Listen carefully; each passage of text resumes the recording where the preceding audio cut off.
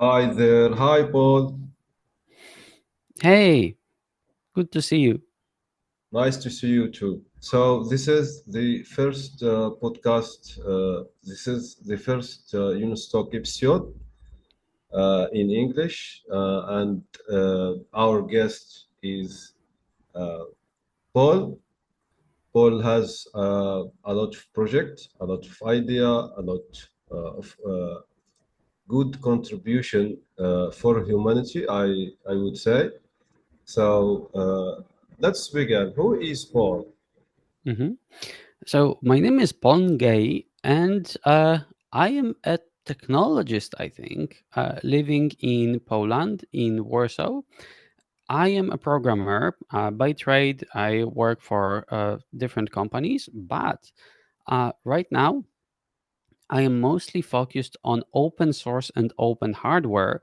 So, technologies which are patentless and technologies which are widely shared between people. So, if I invent something, if I create something, I share it so that people in other parts of the world can use it as well. And we can learn from each other and build something together.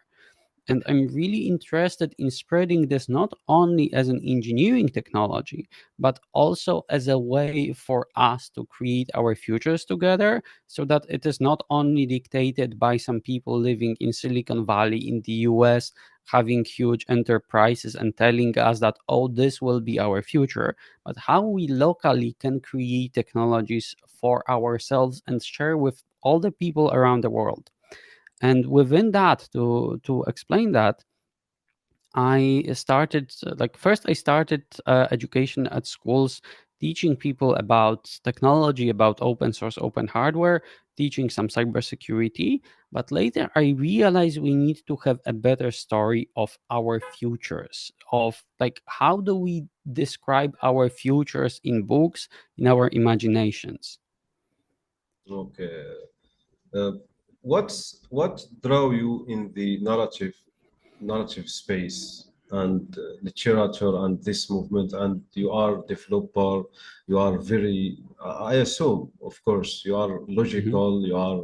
Um, so this is there is a gap between the dreamer and the doer and the logical one and that who love writing, love imagining things and such. Mhm. What So draws you to this space, the art and fiction? mhm.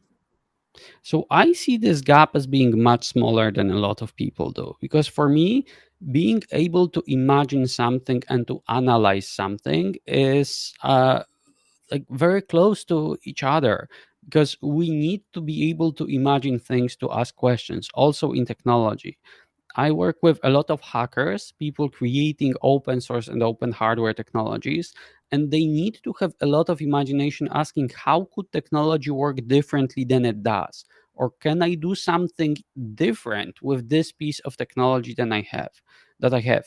And I realized that once I got into the movement and I loved it and I loved all the people creating so many beautiful things, I cannot explain what they are doing to other people because we don't have stories in the culture that would explain it. And if I want to talk to a teacher, to a baker, if I want to talk to a nurse and explain that, hey, we could be using open technologies we share all around the world, I cannot really find a language. And at first, that was only trying to explain it within what I see in Poland.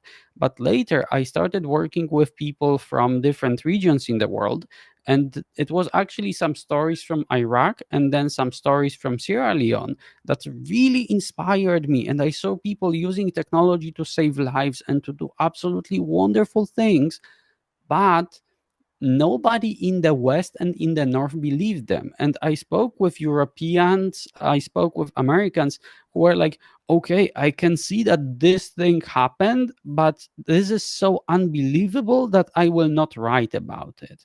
And I cataloged some stories that I found in different places. But I couldn't get a reporter to cover because it's so unimaginable that an African would invent something better than a European would. And I want to share those stories to show people that we have wonderful things all over the world. Okay, very nice. So, what's Solarpunk? So Solarpunk is a narrative. It's like there's this question: is it more of an art genre, or is it a movement which describes our future in context of climate change, in context of what will wait for us within the next 20, 30 years?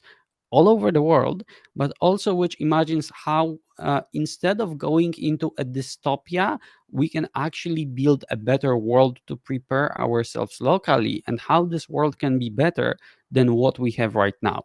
So Solarpunk wants to imagine a world with more justice and equality, not only the way it is currently defined within one society where everybody in America is supposed to be equal, but where people around the world can be equal to each other, and they can self-determine, and they can decide how they want to live, living sustainably, without any single company coming and telling you, oh, you need to live this way, you need to use our products, you need to use cars instead of your traditional ways of communicate of transport.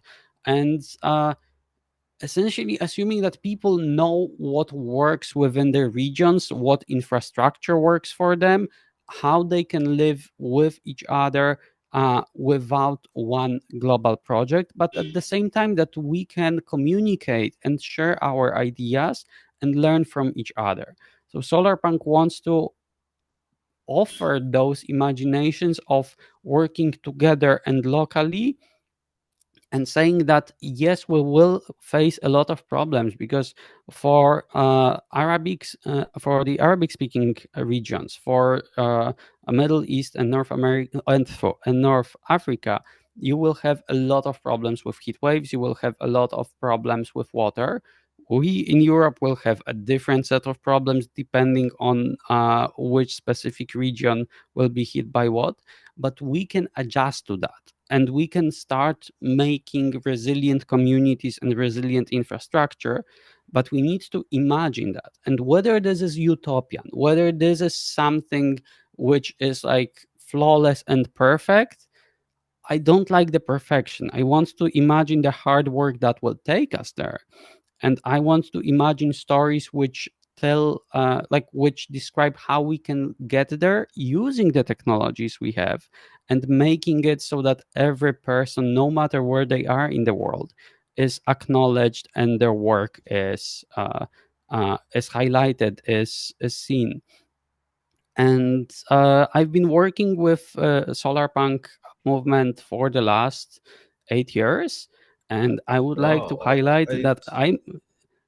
I am speaking with the translator of the manifesto to Arabic, and I wanted to thank you so much because we needed that. The Solarpunk manifesto was translated to Arabic thanks to you. My pleasure. It's an honor to do that. Thanks. So, tell me or tell us all about your project Story Seed Library. Okay, so I realized that with Solarpunk stories, we have stories and they go in different directions. American stories tend to go one way, European tend to go the other way. There are some stories from different regions in the world which kind of try to imagine something, but we don't have a visual language. We have some artists trying to imagine a better future, but they all they can get easily uh, they can easily go astray and start imagining something magical instead of how realistic the world could look like, or they could only imagine how something would look like in like, let's say, American or European pastoral places. And we want to imagine the world like for everyone in different places all around the globe.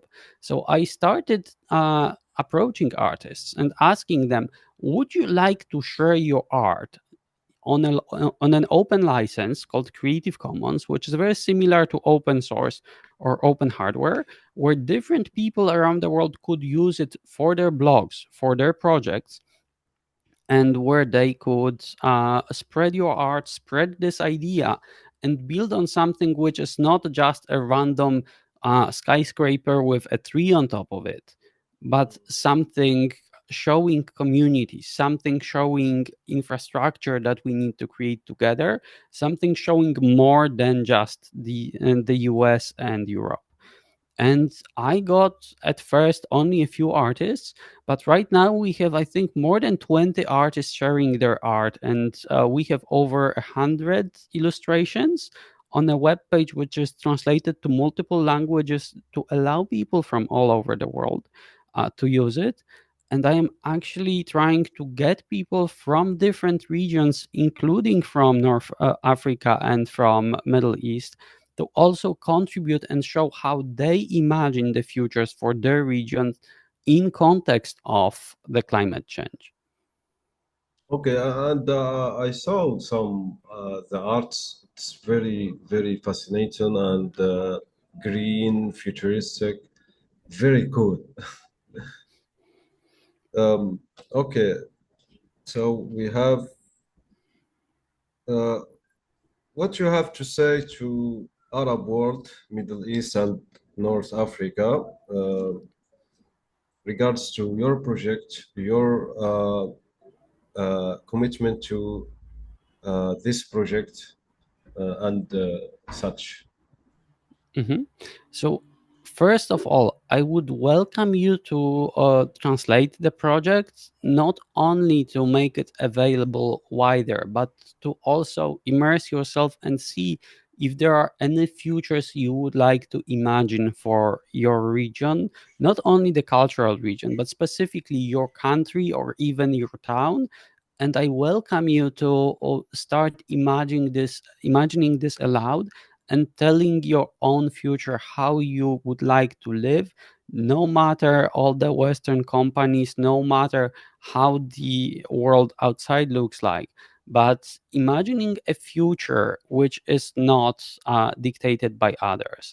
I welcome you to share that and to feel that you are a part of a dialogue and you are a part of a community, because we have so many artists, we have so many engineers that want to reach out and create together.